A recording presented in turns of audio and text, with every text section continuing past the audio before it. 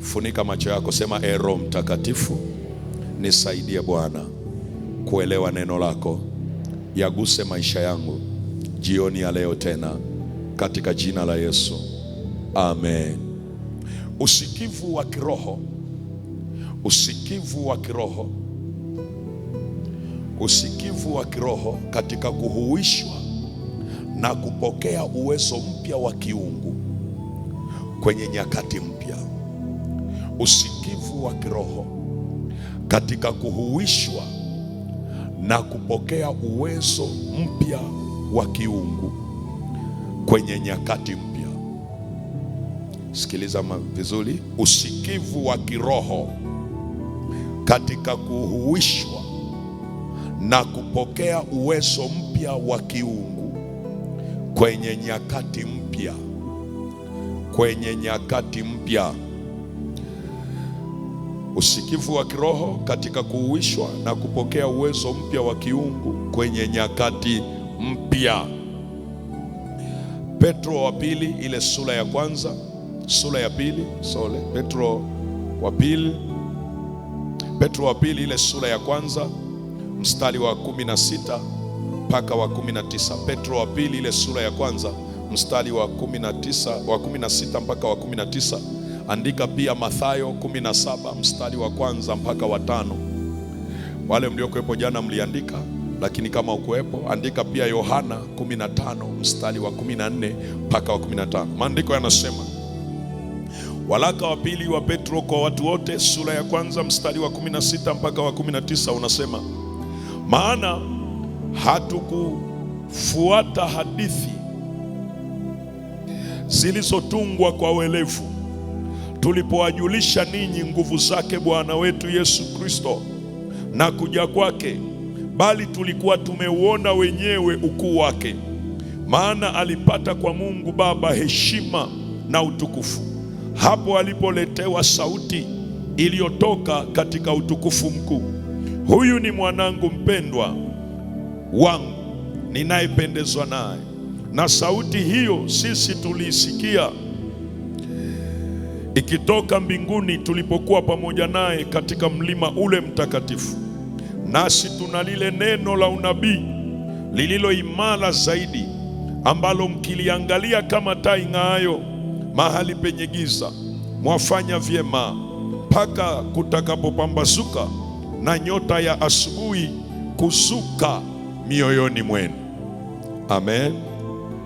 Unaona waraka wa pili wa Petro, huyu mzee akizungumza, anapoandika huu waraka anasema wazi kwamba hatukufuata hadithi zilizotungwa kwa welevu. Maana yake ziko hadithi ambazo zinaweza kutungwa kwa welevu na zikawa zinamwelezea Yesu, lakini anasema sisi hatukufuata hadithi zilizotungwa kwa welevu, kwa welevu. Na anasema tulipowajulisha ninyi nguvu zake Bwana wetu Yesu Kristo na kuja kwake, bali tulikuwa tumeona wenyewe ukuu wake. Maana yake anasema sisi hatukusimuliwa, kwa sababu ndani ya kusimuliwa unaweza ukasimuliwa na mambo ambayo sio. Tulipokuwa tunawajulisha juu ya uweza na ukuu wa Bwana wetu Yesu Kristo na habari za kuja kwake, sisi hatukusimuliwa wala hatukufuata hadithi zilizoandikwa kwa welevu, lakini anasema tulishuhudia, tuliona siku ile wakati anapokea sauti. Yesu anasikia sauti na sisi tulisikia, na anasema ile sauti ilitoka mbinguni ikisema, huyu ni mwanangu mpendwa. Sasa hizo habari unaziona kwenye Mathayo 17 ule mstari wa kwanza hadi wa 5, wakati Yesu alipowabeba Petro, Yohana na Yakobo akaenda mlimani, akabadilika sura, na Eliya na Musa wakatokeza, wakawa wanaongea naye. Mahali pale Biblia inasema wingu likashuka, kukatokeza wingu, na ndani ya lile wingu la utukufu sauti ikasikika ikisema, huyu ni mwanangu mpendwa, msikilizeni yeye. Sasa ukisoma unagundua kule chini, ukiendelea, Petro hakutamani waondoke pale, kwa sababu palikuwa pazuri sana. Utukufu wa Mungu umefunika, ni mahali pazuri.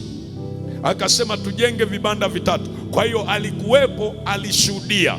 Ndio maana anasisitiza kwenye waraka huu kwamba sisi tulishuhudia ile sauti wakati inakuja, wakati Baba anampa heshima mwanaye kwa kuileta sauti yake yenye kumtambulisha mwana kuwa ni nani, na sisi tulisikia. Na hata kule kubadilika kwa Yesu katika hali ya utukufu tuliona, hatukuhadisiwa. Sasa anasema tunalo neno la unabii, tunalo neno. Kwa sababu hiyo tunalo neno. Hili neno hatukuambiwa na mtu, tulipokea kutoka kwa Bwana. Tunalo neno.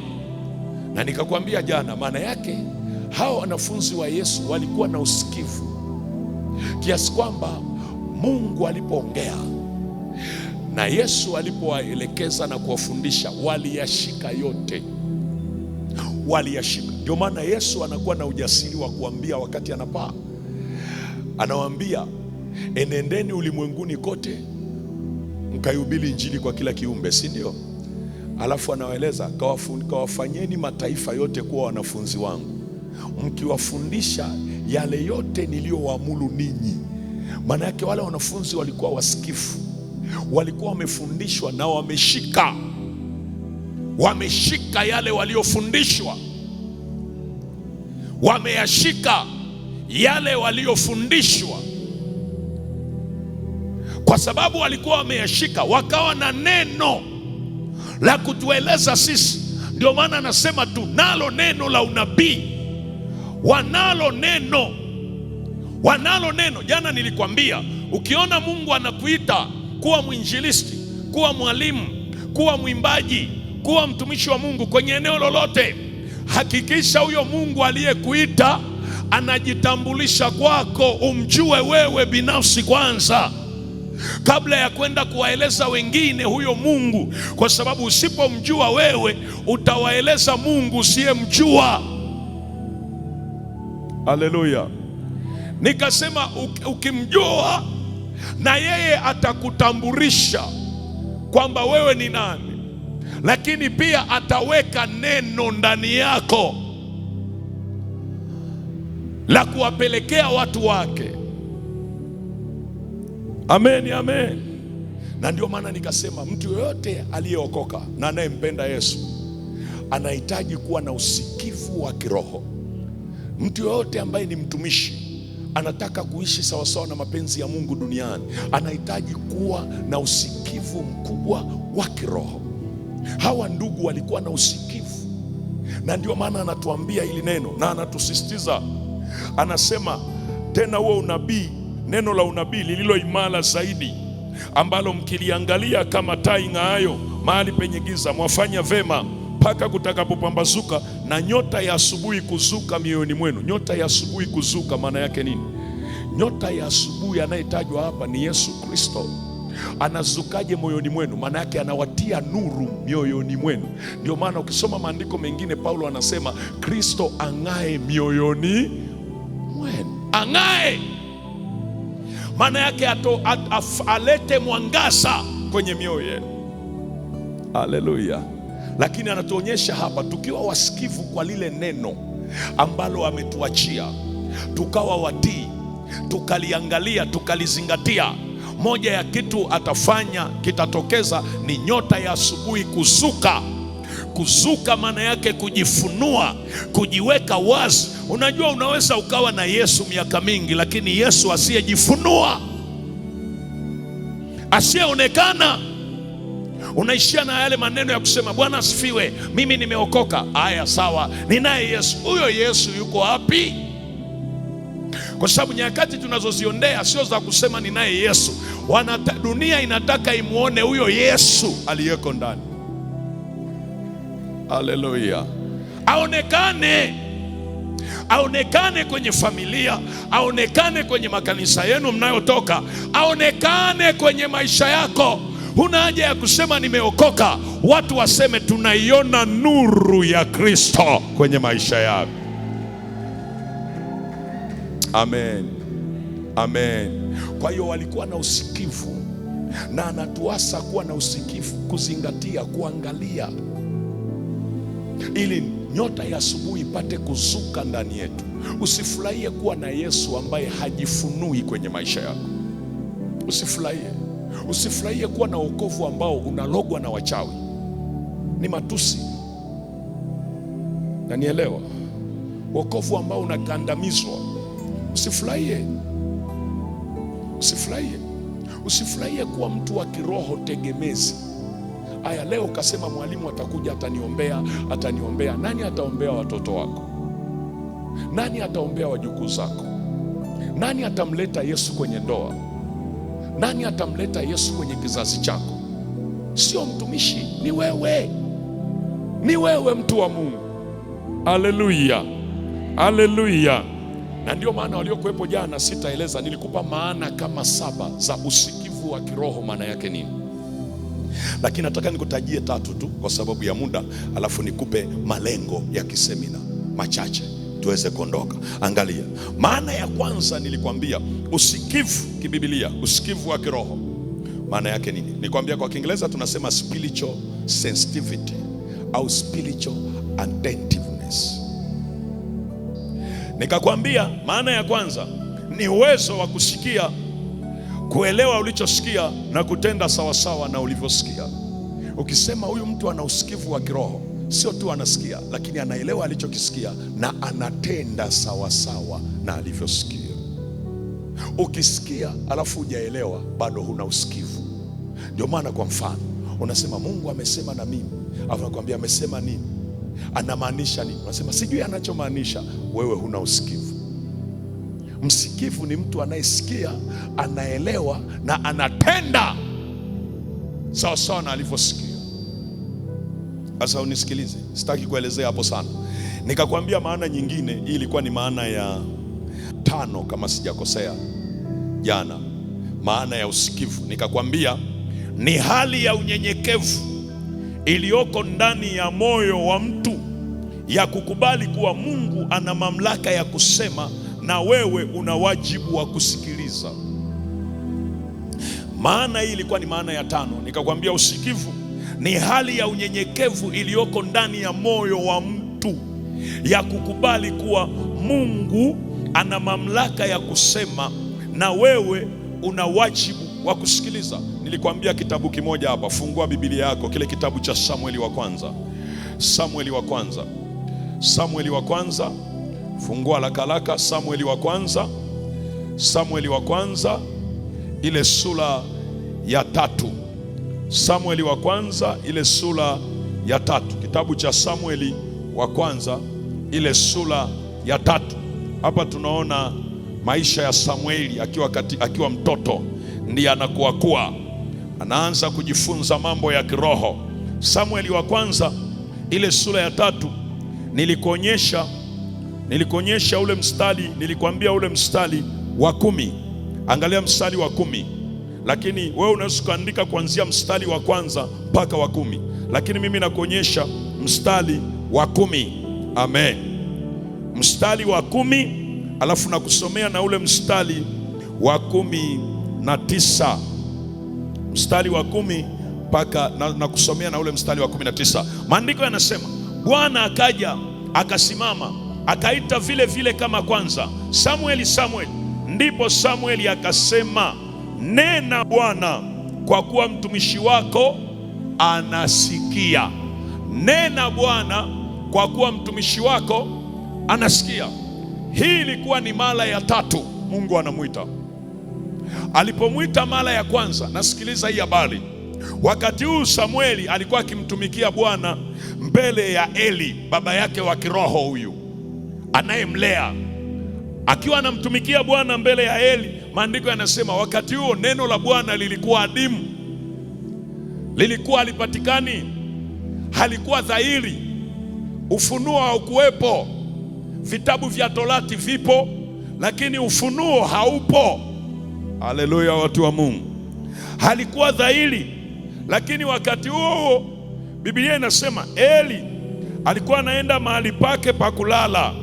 Tena macho yake alikuwa ameanza kupofoka, anaenda nyumbani analala. Lakini huyu kijana alikuwa analala hekaluni.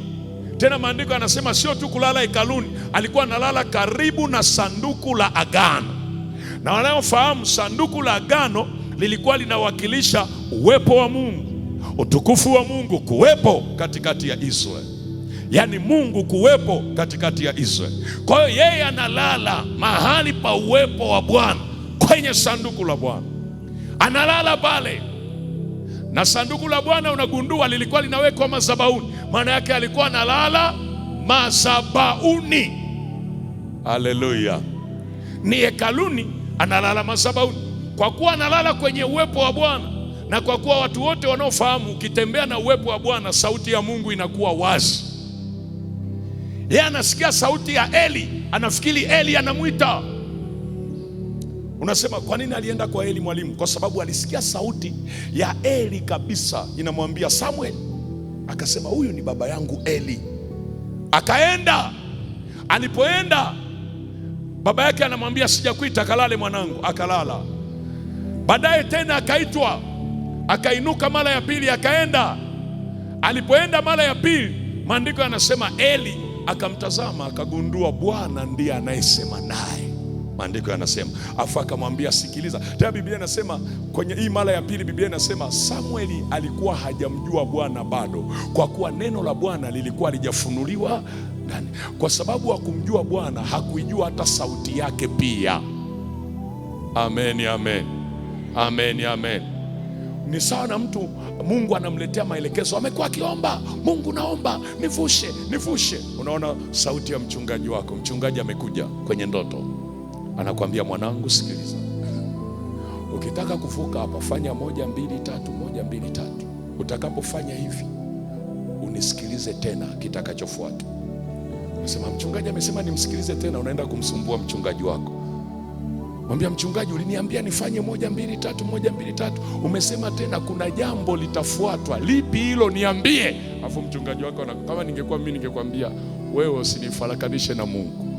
Kwa sababu mchungaji wako akikwambia sijui, utasema hayuko kiroho, si ndio watu wa Mungu? Kumbe umekosea. Na kama mchungaji wako anaelewa, atakwambia sikiliza mwanangu, kile alichokwambia tekeleza. Alafu huyu Mungu aliyekwambia kaa katika hali uliokuwa umekaa mpaka ujumbe ukakujia, kaa hali hiyo hiyo, usivurugike, usijichanganye changanye. Endelea kumcha Bwana na kukaa na kufanya kile alichosema. Atakujia tena, atakueleza. Haleluya, Bwana asifiwe. Kwa sababu saa nyingine amekwambia kupitia roho wake, sikio lako halisikii. Amekwambia kupitia njia mbalimbali hausikii, anaamua kutumia hiyo. Na hiyo kwa sababu huelewi, nayo unaiacha, alafu unakwama. Lakini kumbe Mungu alishakupa taarifa mapema, usingeweza kukwama. Kwa ilikuwa kwa Samuel hivyo hivyo. Unasema mwalimu, kwa nini? Hakuwa na usikivu bado, hakuwa na usikivu. Sasa Samuel alikuwa mnyenyekevu, hakuwa kama mimi na wewe. Alipoitwa mara ya pili hakusema naenda kumsumbua baba, alienda tena. Asema mzee, nimesikia sauti yako tena. Nipo mzee akamkalisha chini, akamwambia mwanangu sikiliza, akikuita mara hii, anayekuita sio mimi, ni Mungu. Akikuita mara hii umwambie nena, maana mtumishi wako ninasikia. Kwa hiyo Mungu alikuwa anasubiria huo utayari wa kiusikivu ndani ya moyo. Na Samueli kwa kuwa alikuwa mnyenyekevu, akapokea yale mafundisho, akasikia alichoambiwa na baba yake. Mungu alipokuja tena anamuita Samuel, akasema nena Bwana, kwa kuwa mtumishi wako anasikia. Mungu akaanza kuongea naye. Ukienda mstari wa 19 utaona Samueli akakuwa mbele za Bwana, hakuliacha neno lolote lidondoke chini. Maana yake alikuwa na usikivu, alikuwa na utii. alikuwa na unyenyekevu wa moyo wa kujua kwamba Mungu ana mamlaka ya kuongea na mimi kazi yangu ni kusikiliza. Na huo ndio usikivu wa kiroho, usikivu wa kiroho. Na utaona huko mbele ninapokuambia malengo kwa dakika chache hizi, usikivu wa kiroho. Mungu anapoongea lazima uwe na unyenyekevu, na Mungu anauangalia moyo. Unajua kwamba Mungu ana jambo la kusema. Wewe ni mtumishi, wewe ni mama, Mungu ana mambo mengi ya kuongea juu ya familia yako. Mungu ana mambo mengi ya kuongea juu ya ujana wako. Wewe ni binti, wewe ni kijana wa kiume, Mungu anayo mambo ya kuongea. Unachohitaji ni kutengeneza mazingira ya moyo ya unyenyekevu, na utajua mtu aliye na usikivu sio mbishi. Hata akiwa kanisani anazingatia mpaka mwisho. Ukisikia matangazo kanisani anakumbuka yote. Ukiona mpaka matangazo tu unasahau, una safari ndefu sana. Bwana asifiwe, Bwana asifiwe. Sio mtu mwepesi kusahau mambo. Mnyenyekevu, unyenyekevu jamani, haujifichi. Hata mchungaji wako tu anajua kwamba fulani ni mnyenyekevu. Hata watu unaotembea nao wanajua kwamba fulani ni mnyenyekevu. Ile hali ya unyenyekevu ya kupondeka moyo na kusema Mungu ana jambo la kusema. Unajua unyenyekevu wa namna hii utakufanyeje? Hata kukitokea jambo, kukitokea fursa, hauikimbilii. Unakaa chini kumuuliza Mungu, ni kweli hii fursa inalipa, lakini mimi natakiwa kwenda? Alafu unasema, mwalimu, nitajuaje sasa kama ameniruhusu? Mungu anaweza asiongee kwa sauti, lakini ataweka ishara ndani ya moyo wako. Atakupa amani kukuonyesha kwamba jambo hili nenda. Kama hataki uende, ataleta hali ya ugumu moyoni, na saa nyingine anaweza akaleta hali ya kupata huzuni, hujisikii kwenda. Haleluya, watu wa Mungu. Ijapokuwa ni jambo jema, lakini hujisikii kwenda. Kwa nini? Mungu anakuzuia. Sasa angalia, nilikuwa najaribu kukueleza hivi ili uweze kusikiliza. Jambo lingine unisikilize, usikivu maana nyingine. Hii ni maana ya muhimu sana, ili tumalize niweze kuomba tuweze kwenda. Sikiliza, usikivu maana nyingine ni uwezo wa kutofautisha sauti ya Mungu na kelele nyingine za ulimwengu au za adui, bila kujali ulimwengu unachosema au adui anachosema kinaonekana kama cha kweli. Uwezo wa kutofautisha sauti ya Mungu na kelele za ulimwengu au za adui, bila kujali anachosema adui au ulimwengu unachosema kinaonekana kama cha kweli. Uwezo wa kutofautisha.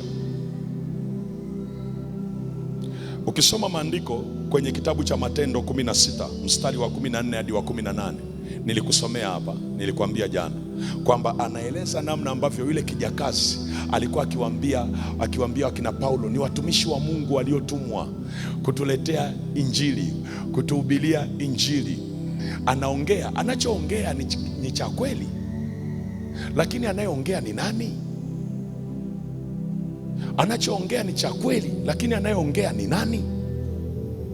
Ndio maana ukiwa na usikivu, watu wa Mungu, na hii ndio tunaita spiritual discernment, uwezo wa kutambua sauti za roho mbalimbali. Ukiwa na usikivu, hata kama mtu ameongea ushauri wa maana, usiubebe, kaupime, kwa sababu ndani yake kunaweza kuwa hila, ndani yake kunaweza kuwa roho inayomsukuma aongee hivyo ili wakupate. Jana nikakwambia kuna watu wengi wamesikia makelele, wengine wamesikia sauti za adui kupitia marafiki, kupitia watu wanaowazunguka, kupitia watu mbalimbali, kupitia watu uliowaamini. Unaweza ukapokea sauti ya adui pasipo kujua. Ndio maana unapokuwa mtu wa rohoni, jifunze kuwa makini, kuwa na usikivu. Muamini Mungu, wapende watu wote, lakini kwenye swala la kuamini, unayetakiwa kumwamini 100% ni Mungu peke yake. Mwanadamu ni mwanadamu tu, hata awe na upako. Kama Samueli alikosea, unaaminije kwamba mwingine hawezi kukosea? Samueli alitaka kumpaka mafuta mtu mwingine, mpaka Mungu akaingilia kati. na ni nabii wa pekee ukisoma kwenye maandiko, lakini alikosea. Kama huyu nabii anayeongea na Mungu alikosea, marafiki zako hawezi kukosea? Wanaweza kukosea, wanaweza wakawa wanazungumza na wewe, lakini sauti inayotoka ndani yao sio sauti ya Mungu, sio sauti ya Mungu, sio sauti ya Mungu, sio sauti ya Mungu. Na ndio maana unapoenda kuvuka mwaka huu lazima uwe na usikivu ambao utakutenga na watu waliobeba sauti nyingine, na utakuwa na uwezo wa kutambua mtu akiongea unasema hii sio yenyewe, hii sio yenyewe. Kama unanielewa sema amen. Okay. Malengo kwenye usikivu hapa kuna mambo mengi sana. Malengo ya kisemina, nataka nikueleze malengo uweze kuelewa. Nitakwambia juu ya mambo ya uwezo na vitu vingine. Hebu sikiliza, angaandika haraka. Kama ukiweza kuandika, Bwana akusaidie. Usipoweza utafuatilia hata kwenye mtandao, utaandika tena. Kama una simu tutakuombea upako na wewe umiliki simu hiyo, na ukaje na simu ndogo. Bwana, wewe ni mtoto wa Mungu aliye hai. Mtazame jirani yako, mwambie achana na hayo mambo, ni ya mwaka uliopita. Mwaka ujao unatembea kifalume, unawaza kifalume. Haleluya, haleluya. Kama umenielewa sema amina. Mbona umecheka sana? Haya, malengo ya somo na semina. Kwa nini semina ipo? Kwa nini? Haya malengo yanakuchochea ili uwe na kiu, uwe na mzigo wa kujiombea. Lengo la kwanza ni kujenga, kuboresha na kuongezeka kiwango cha uhusiano wa kiushirika kati yako na Roho Mtakatifu unaokupelekea kumfanania Kristo. Na hapa ndio nataka nizungumze. Inawezekana nikaishia tu hapo, unisikilize, hili lengo ni muhimu sana. Lengo la kwanza ni kujenga, kuboresha na kuongezeka kiwango cha uhusiano wa kiushirika kati yako na Roho Mtakatifu unaokupelekea kumfanania Kristo. Sema kumfanania Kristo. Bwana asifiwe. Jina la Yesu. Haya sio maisha yetu sisi, sio maisha yetu, sio maisha yetu. Nasema tena, sio maisha yetu sisi, sio maisha yetu, sio maisha. Hujaokoka uwe chini ya laana. Hapana, hapana, sio maisha yetu, sio. Narudia kwa herufi kubwa, nasema sio maisha yetu, sio maisha yetu, sio maisha. Sisi ndio tunatakiwa kuangaza ulimwenguni. Yesu anasema ninyi ni nuru ya ulimwengu. Ninyi ni nuru, sio nuru ya kuongea, nuru kwenye maisha yetu. Watu wakiona waseme hawa ndio waliobarikiwa na Bwana. Haya sio maisha yetu, usikubali. Amen, amen, amen, amen. Wakorintho wa kwanza sura ya 2 mstari wa 16. Mandarabasha. Nataka nimalize hapo. Wakorintho 12 Wakorintho wa kwanza sura ya 2 mstari wa 16. Alafu andika Yohana 15, na kujua ulikuwa umeandika pale mwanzoni, Yohana sura ya 15 mstari wa 14 hadi wa 15. Kumbuka ninakwambia kujenga au kuboresha. Kujenga maana yake mtu asiyekuwa na uhusiano, yeye anajenga kabisa, lakini yule ambaye anao aboreshe, na yule ambaye anaona umeboreshwa aongezeke kiwango. Mungu anapoleta somo la usikivu, maana yake anatafuta kukutengenezea discipline ambayo hukuwa nayo, ya namna ya kufuata kile Mungu anachokuongoza kwenye maisha yako. Wakorintho wa kwanza ile sura ya 2 mstari wa 16. Kama umepata sema amina. Kama umepata sema amen. Nimekuambia hapa nikuja na Biblia, unafuatilia mwalimu anachofundisha kipo au hakipo. 2:16 anasema hivi, anasema maana ni nani aliyeifahamu nia ya Bwana amwelimishe? Lakini sisi tunayo nia ya nani? Tunayo nia ya nani? Maana yake nia yangu na nia ya Kristo vinafanania, ndiyo maana yake. Ukisoma Biblia ya Kiingereza hapa inazungumza hapa kwenye tunayo nia ya Kristo. Nani aliyeifahamu nia ya Bwana amwelimishe? Lakini si tunayo nia ya Kristo. Hapa kwenye tunayo nia ya Kristo, ukisoma Biblia ya Kiingereza inasema we have the mind of Christ. Mind.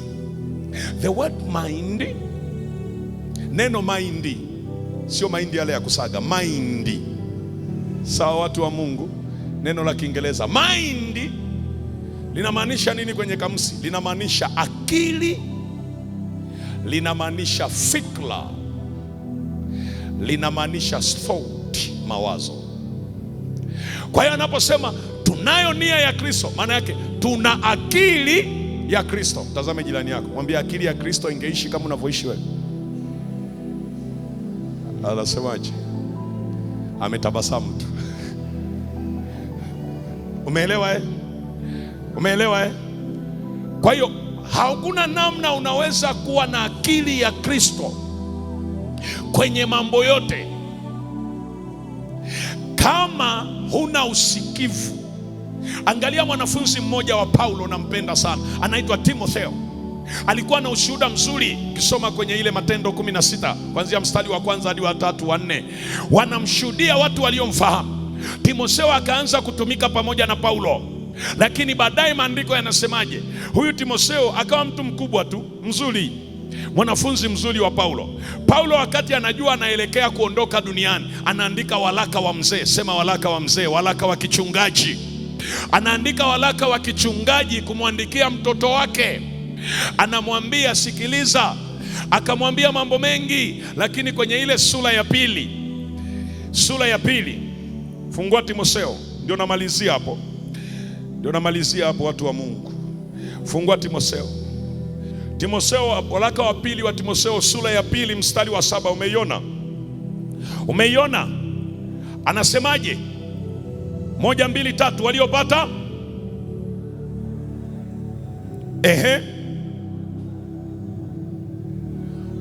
Kwani mtu akikwambia atakupa, maana yake si huna.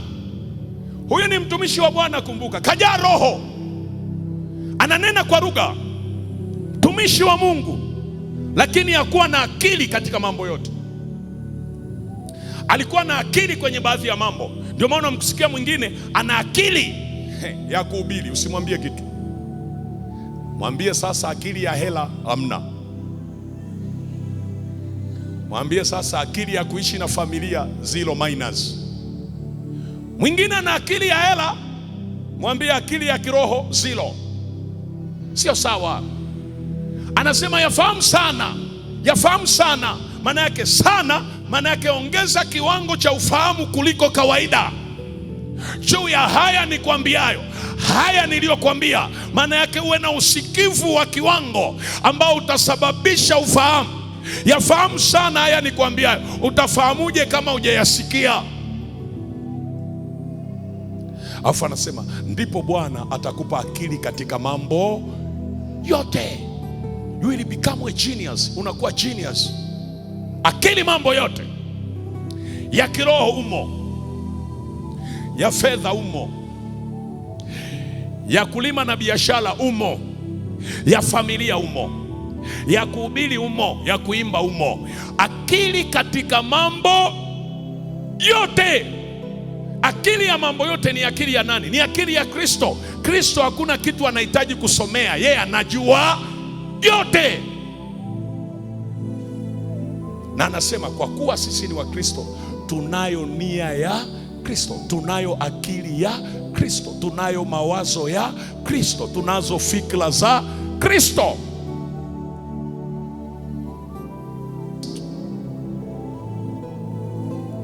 Nyanyua mikono yako, fuatana na mimi maombi haya kwa kifupi kabisa, kwa imani. Sema, e Mungu uliye hai, asante kwa kibali chako ambacho umenipa kuwepo mbele zako jioni ya leo. Mimi mwanao, mimi mtumishi wako, mimi mtoto wako, mimi mtoto wako na mtu wako, niko mbele zako. Nimesikia neno lako. Unajua namna ambayo maisha yangu yako, maisha yangu yalivyo. Wewe unajua na namna ambayo nimekwama kwenye maeneo mbalimbali. Wewe unajua Bwana, kuna maisha ninayaishi hayafanani na wewe, hayafanani na uwezo wako, hayafanani na nguvu zako, hayafanani na mamlaka yako, lakini jioni ya leo nimesikia neno lako. Ninaomba unirehemu e Bwana, katika maeneo yote niliyojizalau, niliyojiona sifai. Ninaomba unirehemu e Bwana, unisaidie kuanzia sasa. Badili mitazamo yangu kupitia damu ya Yesu. Geuza kuwaza kwangu, geuza kuona kwangu, katika jina la Yesu. Mimi sio wa kuwa chini, mimi ni wa kuwa juu. Yesu ulipofufuka uliketishwa juu sana, na maandiko yanasema unapotuokoa unatuhamisha na kutuketisha pamoja na wewe. Mimi sio wa kuwa chini, mimi sio wa kuwa chini, mimi sio wa kuwa mnyonge, mimi sio wa kuwa dhaifu, mimi sio wa kuonewa na maroho ya giza. Mimi ni mwanao, mimi sio wa kuzuiliwa, mimi sio wa kukataliwa, kwa kuwa nimebarikiwa na kibali kilichoko juu yangu ni kibali cha kifalume. Yesu, ninaomba njoo tena kwenye familia yangu, njoo tena kwenye maisha yangu, uyapindue mambo yaliyokaa mahali ambapo hayakutakiwa. Hilo giza lililoweka mizizi ya kunizuia, Yesu, saa imefika. Hii ndiyo saa, hii ndiyo saa, hii ndiyo saa ya kunigeuza, ya kunibadilisha. Endelea tena, endelea tena. Ninaiona nguvu ya Mungu juu yangu. Endelea tena.